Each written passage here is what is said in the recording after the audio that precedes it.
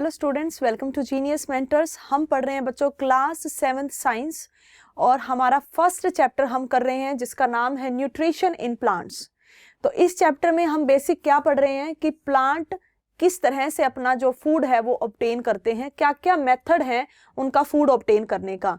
तो हर plant photosynthesis नहीं कर पाता। इस चैप्टर में हम ये जानेंगे कि हर एक प्लांट फोटोसिंथेसिस नहीं कर पाता है। फोटोसिंथेसिस क्या होता है बच्चों? एक ऐसी प्रोसेस होती है जिसके द्वारा प्लांट अपना खाना बनाता है, ठीक है, अपना खाना प्रिपेयर करता है। तो हर एक प्लांट फोटोसिंथेसिस नहीं करता। आप देखोगे कि कुछ प्लांट ऐसे हैं जो इंसेक्टिवोरस भी हैं, ठीक है, कुछ ऐसे प्लांट हैं जो सेप्रोट्रोफ भी हैं। ये क्या टर्म है ये हम डिटेल में हमारे चैप्टर्स में पढ़ेंगे।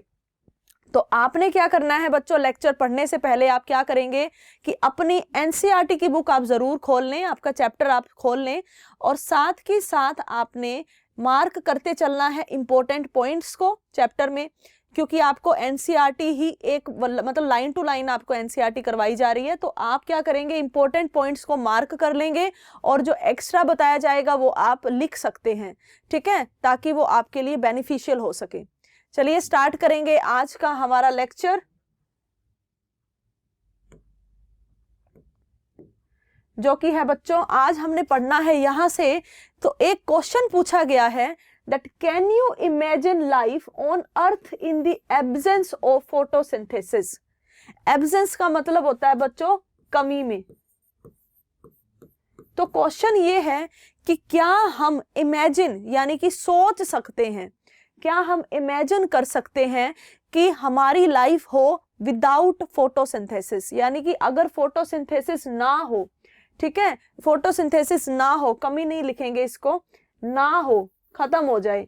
तो अगर फोटोसिंथेसिस होना बंद हो जाए, प्लांट फोटोसिंथेसिस ना करें, तो क्या उसका हमारी लाइफ के ऊपर कोई प्रभाव है? क्या हमारी लाइफ के ऊपर कोई फर्क पड़ेगा या क्या हम हमारी लाइफ को इमेजिन कर पाएंगे धरती के ऊपर? तो बच्चों इसका सिंपल सा जवाब है, पहले सिंपल जवाब देंगे नो, कि हमारी लाइफ भी, even we are not performing photosynthesis, right, हम फोटोसिंथेसिस खुद थोड़ी कर रहे हैं। हम तो फोटोसिंथेसिस किस कर कौन रहा है? प्लांट कर रहा है और हम प्लांट पे निर्भर हैं।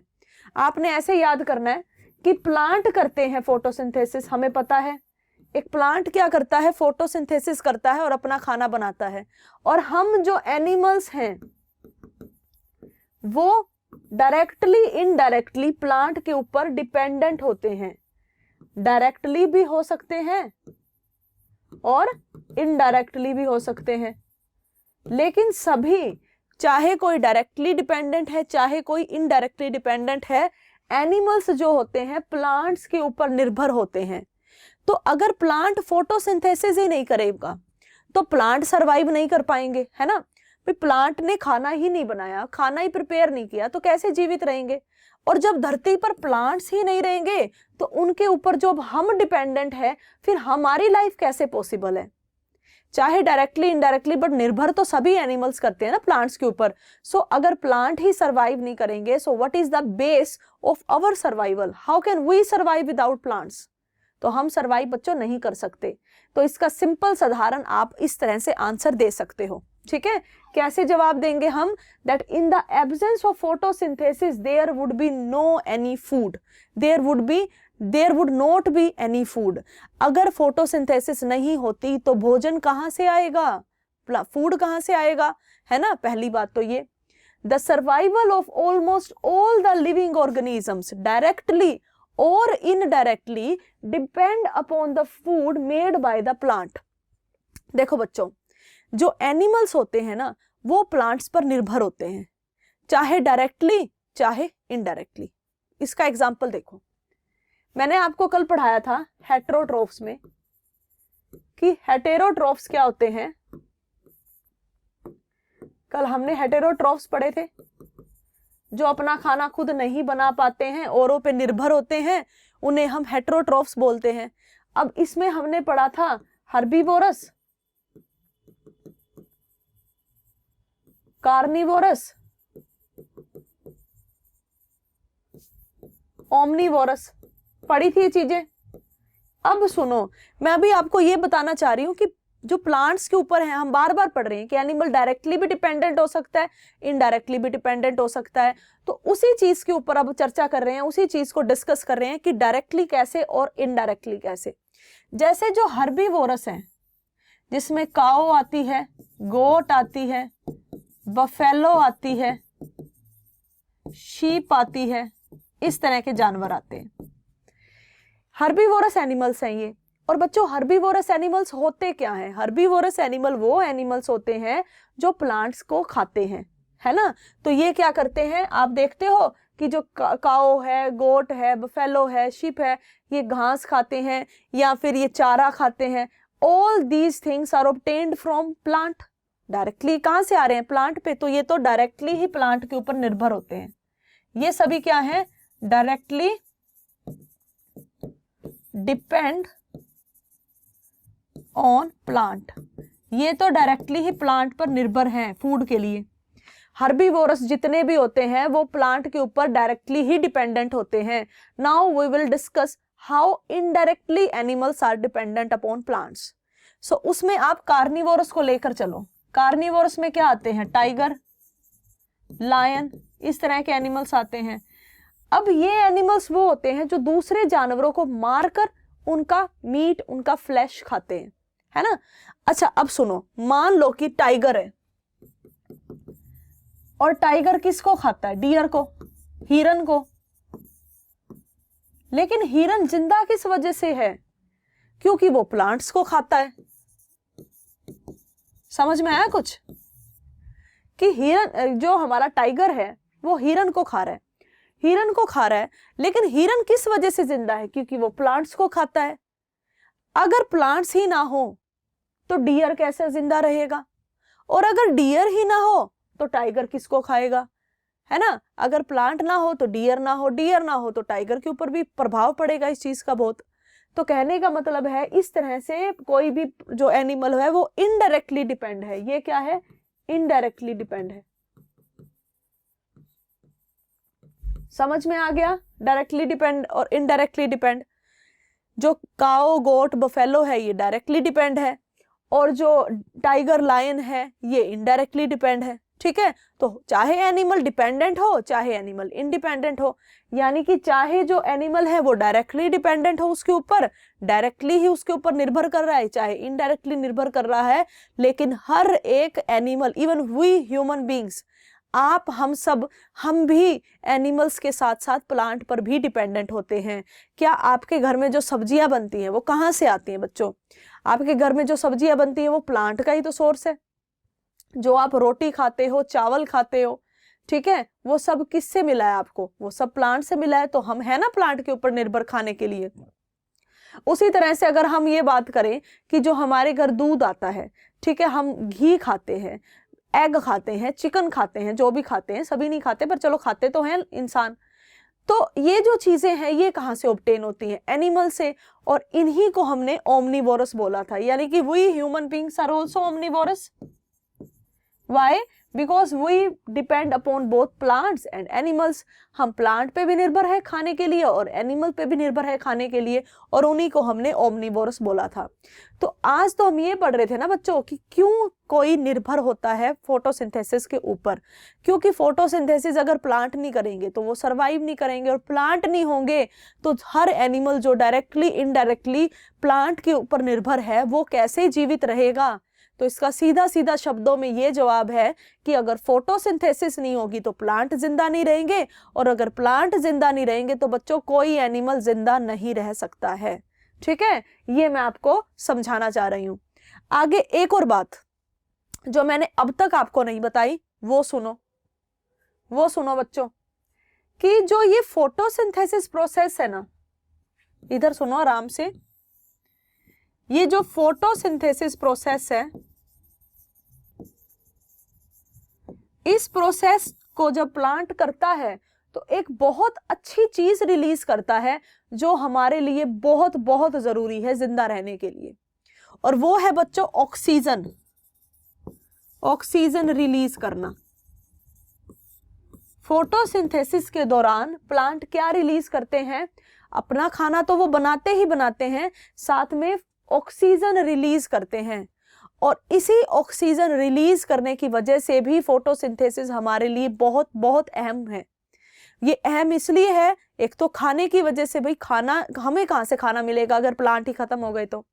दूसरा कि ऑक्सीजन रिलीज करते हैं, यानी कि प्लांट फोटोसिंथेसिस परफॉर्म करते हैं तो साथ में बच्चों ऑक्सीजन गैस रिलीज करते हैं, और वो ऑक्सीजन आपको पता है हमारे लिए बहुत महत्वपूर्ण है, क्योंकि हम जो ऑक्सीजन की वजह से ही जिंदा हैं, हमें ऑक्सीजन चाहिए होती है ना। तो ऑक्सीजन वो हमें कहाँ से मिलती है? प्लांट से मिलती है। सो बिसाइड, इसके बावजूद जो आपने पढ़ा ना फूड, इसके बावजूद beside oxygen which is essential for the survival of all the organisms, oxygen बच्चों हर एक ऑर्गेनिज्म के जिंदा रहने के लिए या सर्वाइवल के लिए, ठीक है, एक्सिस्टेंस के लिए, जिंदा रहने के लिए, एक्सिस्टेंस के लिए क्या जरूरी है? मतलब ऑक्सीजन जरूरी है, यानी कि हमारा जिंदा रहने के लिए ऑक्सीजन की जरूरत है, और वो भी फोटोसिंथेसिस के दौरान जो है प्रोड्यूस होती है, रिलीज होती है। तो अब आपसे पूछा जाएगा ऐसी कौन सी गैस है जो फोटोसिंथेसिस के दौरान यूज होती है? तो बच्चों इसका आंसर क्या आएगा बताओ? Carbon dioxide. और कौन सी ऐसी गैस है जो रिलीज होती है during photosynthesis? And that is oxygen. ठीक है, याद कर लोगे, कौन सी रिलीज हो रही है? ऑक्सीजन। कौन सी यूज हो रही है? तो कार्बन डाइऑक्साइड। ठीक है, ये वन वर्ड में क्वेश्चन आ सकता है। सो फोटोसिंथेसिस नहीं होगी तो हमारी, इन शॉर्ट आप क्या कहोगे? अगर फोटोसिंथेसिस नहीं है तो हमारी धरती के ऊपर लाइफ भी पॉसिबल नहीं है। बस इतनी सी बात है। ठीक है, तो हमने क्या पढ़ा कि फोटोसिंथेसिस के दौरान क्लोरोफिल जो है वो लीव्स के अंदर प्रेजेंट होगी, वो सनलाइट को ट्रैप करेगी, और सनलाइट के साथ साथ वो कार्बन डाइऑक्साइड और वाटर का यूज करके खाना बनाती है। और बच्चों किस फॉर्म में बनाती है? कार्बोहाइड्रेट की फॉर्म में, ग्लूकोज की फॉर्म में। और ग्लूकोज कार्बोहाइड्रेट ही होता है। मैंने आपको फर्स्ट लेक्चर में ही समझा दिया था कि बहुत सारे न्यूट्रिएंट्स होते हैं जो एक फूड का कंपोनेंट होता है, और उसमें कार्बोहाइड्रेट भी कंपोनेंट है। तो जो प्लांट खाना अपना बनाता है वो कार्बोहाइड्रेट को सिंथेसाइज करता है। और अगर आपसे पूछा जाए कौन सा कार्बोहाइड्रेट, तो बच्चों ग्लूकोज। तो अब हमने क्या पढ़ना है? हमने इक्वेशन भी पढ़नी है। कौन सी? फोटोसिंथेसिस की। ठीक है, तो उससे पहले आप एक बार ये देख लो, फिर पढ़ेंगे, वो आगे आएगा। इसमें क्या है बच्चों, आपको एक एक करके मैं इमेज बताती हूँ। सबसे पहले ए इमेज पर आओ। ए इमेज में क्या दे रखा है? एक पत्ता दे रखा है। ये बच्चों पत्ता दिया हुआ है। ठीक है, ये पत्ता दे दिया। इस पत्ते का कोई भी सेगमेंट आप खोल कर देखोगे तो आपको कुछ इस तरह से दिखता है। और मैंने प्रीवियस क्लास में आपको स्टोमेटा का स्ट्रक्चर समझाया था, ये वही है। क्या समझाया था? कि ये होते हैं बच्चों गार्ड सेल, दो किडनी जैसे सेल्स होते हैं। ये दो क्या है बच्चों? गार्ड सेल है। ठीक है, ये लिख दिया गार्ड सेल। और उसके बीच में गार्ड सेल्स के साथ साथ यहां पर क्या प्रेजेंट होता है बच्चों? ये देखो, यहां पर इस तरह से गोल गोल क्या प्रेजेंट होता है अंदर? देखते हैं कितने बच्चों को याद है प्रीवियस क्लास। लिखो साथ की साथ। ये क्या होते हैं? क्लोरोप्लास्ट। ये रेड रेड से जो मैंने आपको मार्क करके बताया, ये इसके अंदर क्या है? क्लोरोप्लास्ट है। और क्लोरोप्लास्ट के अंदर क्या होती है? क्लोरोफिल होती है ना। ये आपने इस तरह से लिखना है। बीच में आपने रेड रेड कलर के या किसी भी कलर के बना दो, होते तो ग्रीन कलर के हैं, बट हम तो सिर्फ कि दिखे इसलिए आपको इस तरह से बनाकर बताया है। तो ये जो अंदर होते हैं गोल गोल स्ट्रक्चर्स होते हैं, ये क्लोरोप्लास्ट होते हैं, और इसके अंदर क्लोरोफिल होती है which is a green pigment present in the leaves. और ये अंदर ये है, ये जो ये वाला हिस्सा जो ओपन है, इसे बोलते हैं स्टोमेटल पोर या स्टोमेटा ओपनिंग या स्टोमेटल पोर। तो ये स्टोमेटा ओपनिंग बता रखी है। तो मैंने क्या कहा था बच्चों आपको कि जो कार्बन डाइऑक्साइड है वो लीफ के अंदर आती है स्टोमेटा के द्वारा, जब स्टोमेटा ओपन होती है। तो जब बच्चों स्टोमेटा ओपन होती है, तो एक बात और सुनो जो आज बता रही हूं मैं आपको। जब भी स्टोमेटा ओपन होती है तो दो चीजें होती हैं। दो चीजें होती हैं बच्चों, एक की एंट्री होती है और एक की एग्जिट होती है। अब सोचो, पहली बात सोचो किसकी एंट्री होती है? स्टोमेटा की वजह से। जो प्रीवियस लेक्चर में भी पढ़ा था बिल्कुल वही। क्या मन में आ रहा है आपके? Carbon dioxide. तो कार्बन डाइऑक्साइड की ही एंट्री होती है, ठीक है। कार्बन डाइऑक्साइड ही लीव्स के अंदर एंटर करता है थ्रू स्टोमेटा। तो एग्जिट किसकी होती है बच्चों? जो मैंने अभी आपको बताया है कि वो रिलीज होता है, यानी कि ऑक्सीजन। तो जब स्टोमेटा ओपन होगा तो एंट्री होगी कार्बन डाइऑक्साइड की, ठीक है। फिर फोटोसिंथेसिस हो जाएगी और ऑक्सीजन रिलीज हो जाएगी, और वही ऑक्सीजन अगर इन्वायरमेंट में जाती है, ठीक है, वातावरण में जाती है, इन्वायरमेंट में वो ऑक्सीजन जाती है, तो किसके द्वारा वो प्लांट से बाहर आएगी? वो भी स्टोमेटा के द्वारा ही आएगी। तो स्टोमेटा की वजह से कार्बन डाइऑक्साइड अंदर आई और ऑक्सीजन पत्तों से बाहर गई। तो ये आपने याद रखना है, ठीक है। क्लियर हो गया?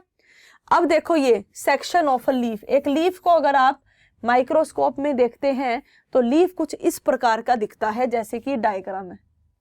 इस डायग्राम में आपको जो ये दिख रहे हैं सेल्स, ये बच्चों सेल्स के अंदर आपको छिद्र ऐसे दिख रहे हैं, ये क्लोरोफिल है, ग्रीन पिगमेंट है, जिसकी वजह से ये क्या है, जिसकी वजह से बच्चों ये ग्रीन कलर का पत्ता दिख रहा है। जो सबसे ऊपर की लेयर होती है ना इसकी, ये वाली, बिल्कुल ये वाली, ये एपिडर्मिस होती है। क्या बोलते हैं इसको? एपिडर्मिस, ठीक है। जो सबसे ऊपर वाली लेयर है उसको एपिडर्मिस बोलते हैं, और उसके अंदर क्लोरोफिल प्रेजेंट है नीचे। और ये जो नीचे दे रखे हैं ये वाले सेल्स, ये है गार्ड सेल्स। कौन से सेल्स है बच्चों? Guard cells. बस इतना ही याद रखना है। स्टोमेटा के अंदर 2 सेल्स होते हैं, उन्हीं सेल्स को गार्ड सेल्स बोलते हैं।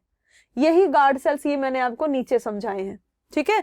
और गार्ड सेल्स के अंदर ही स्टोमेटा, जो गार्ड सेल्स हैं उन्हीं के अंदर क्लोरोप्लास्ट होता है और उसके अंदर क्लोरोफिल प्रेजेंट होती है।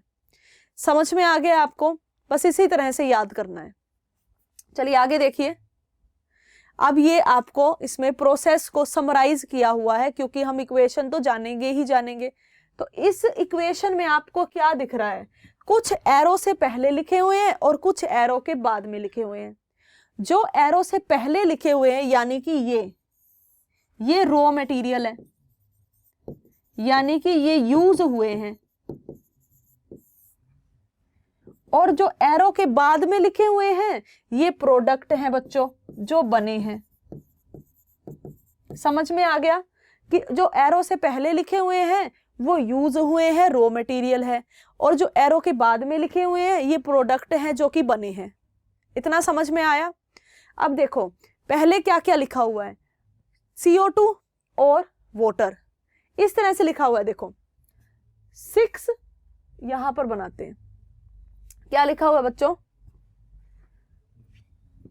6 CO2 प्लस 6 H2O। CO2 मतलब कार्बन डाइऑक्साइड, ठीक है। ये 6 जो लिखा हुआ है ना, ये आप हायर क्लासेस में पढ़ोगे कि ये क्यों होता है, ये केमिस्ट्री में आता है, ठीक है। अभी हमने सिर्फ ऐसे सिंपल याद करना है। 6 CO2 प्लस 6 H2O ये यूज हुए हैं। यहां लिखो फोटोसिंथेसिस, फोटोसिंथेसिस कर रहे हैं। और यहां पर आप एक चीज और लिखोगे बच्चों की सनलाइट यूज होती है। और चौथी चीज क्या थी? 1 2 3 क्लोरोफिल, 4 होगी। अब बच्चों सिंपल लिख दो आप, अगर आपसे कॉम्प्लिकेटेड याद नहीं हो रहा वो बच्चे क्या लिखो सिंपल, यहां ग्लूकोज प्लस ऑक्सीजन। और जो बच्चे होशियार ज्यादा हैं इस बात को समझ सकते हैं, वो इसकी जगह क्या लिख सकते हो, और मैं बता रही हूं, वो लिखेंगे बच्चों C6H12O6 प्लस O2, ठीक है। क्या लिखेंगे? O2, 6O2। ये जो है ना C6H12O6, ये ग्लूकोज को ही इस तरह से लिखते हैं, ग्लूकोज का ही ये फॉर्मूला होता है। लेकिन वही बात है, सभी को याद ना हो पाए तो भी चलेगा।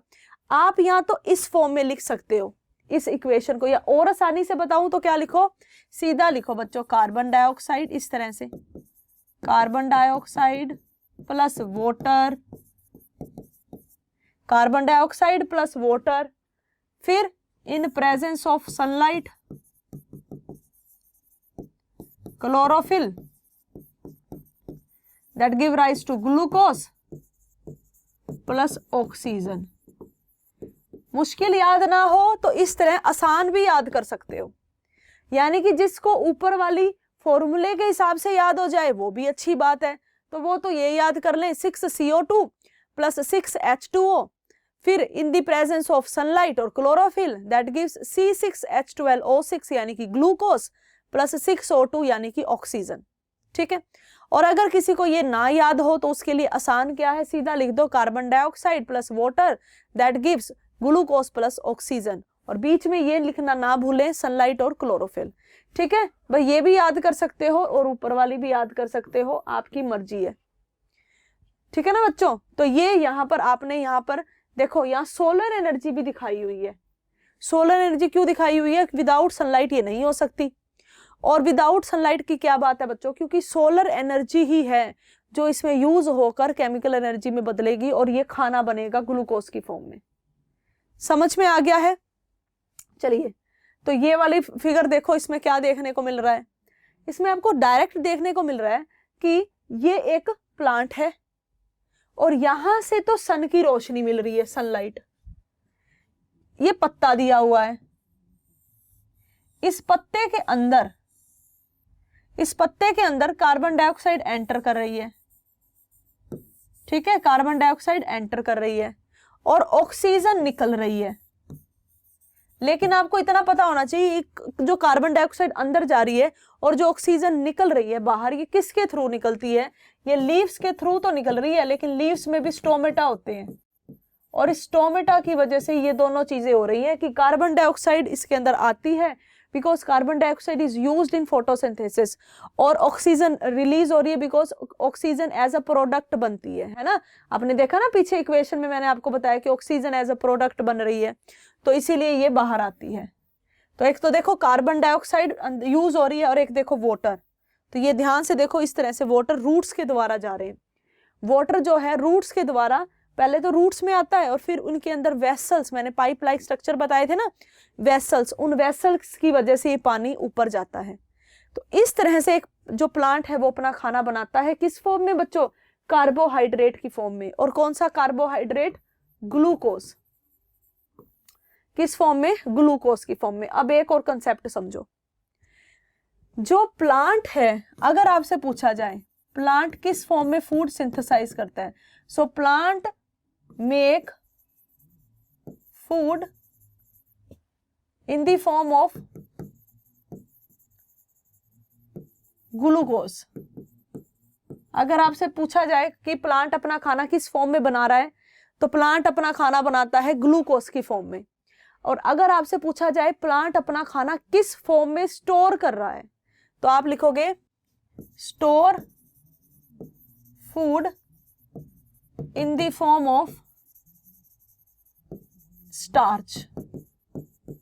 अभी के लिए याद कर लो बच्चों ये बात, क्या कि अगर एक पूछा जाए कि जो प्लांट है वो अपना किस फॉर्म में फूड बनाते हैं, बनाते किस फॉर्म में है, तो बच्चों ग्लूकोज की फॉर्म में।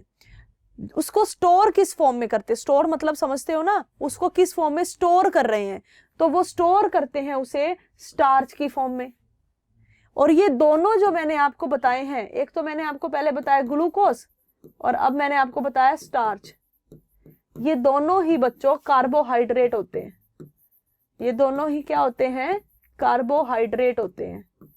यानी कि प्लांट अपना खाना किस फॉर्म में बनाता है, तो वो आएगा ग्लूकोज, किस फॉर्म में स्टोर करता है, तो वो आएगा स्टार्च। तो ये इंपॉर्टेंट है बच्चों, इसे आप इंपॉर्टेंट मार्क करके लिखेंगे, नोट डाउन जरूर करिएगा इसे, ये इंपॉर्टेंट है। आगे देखो, during the photosynthesis process oxygen is release, हमने पढ़ लिया ना, ऑक्सीजन रिलीज होती है। स्टार्च की प्रेजेंस जो है वो हम कैसे चेक कर सकते हैं, वैसे तो आपको यही बात याद रखनी है कि पत्तों के अंदर स्टार्च जरूर मिलता है। क्यों, क्योंकि प्लांट अपने फूड को स्टार्च की फॉर्म में स्टोर करता है। Is it clear to everyone कि प्लांट अपने जो फूड है उसको स्टार्च की फॉर्म में स्टोर करता है। कहां स्टोर करता है, कहां स्टोर करता है बच्चों, इन लीव्स। ठीक है, so the presence of starch in leaves indicate the occurrence of photosynthesis। अगर बच्चों आपको ये चेक करना हो कि किसी प्लांट के पत्ते फोटोसिंथेसिस कर रहे हैं या नहीं, यानी कि वो परफॉर्म कर रहे हैं या नहीं। So how can you check it? आप उसका पत्ता लो और उसके अंदर ये चेक कर लो कि स्टार्च है या नहीं। ठीक है, क्या चेक करना है बच्चों? कि स्टार्च है या नहीं। अगर उसके अंदर स्टार्च मिलेगी तो इसका मतलब ये है कि फोटोसिंथेसिस वो कर रहा है।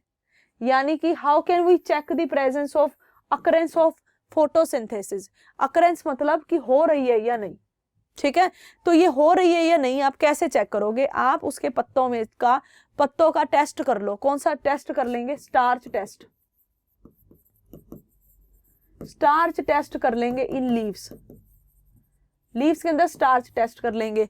अगर तो स्टार्च टेस्ट में यस आ जाता है कि स्टार्च है तो फोटोसिंथेसिस हो रही है, तो फोटोसिंथेसिस हो रही है। और अगर आंसर आता है नो, स्टार्च नहीं है, तो फिर फोटोसिंथेसिस भी नहीं हो रही। अब ये आपने कब किया था स्टार्च टेस्ट? इसको आयोडीन टेस्ट बोलते हैं। स्टार्च को टेस्ट करने का जो टेस्ट होता है उसको हम आयोडीन टेस्ट बोलते हैं।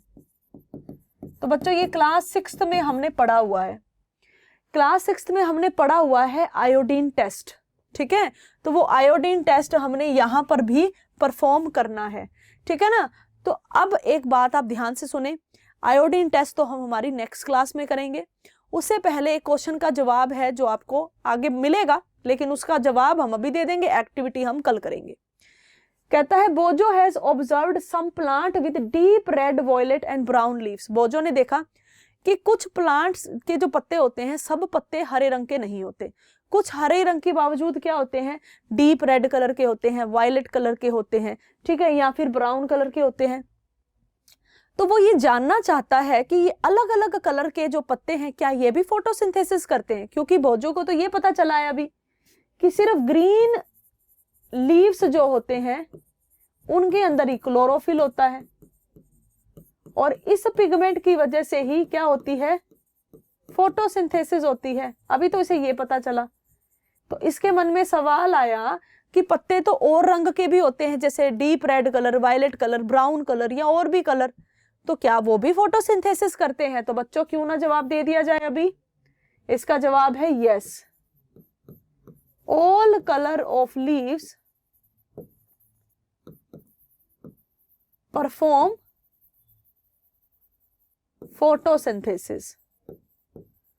देखो बच्चों, अगर बात की जाए कि क्लोरोफिल क्या सब में प्रेजेंट होता है, तो बच्चों बिल्कुल होता है।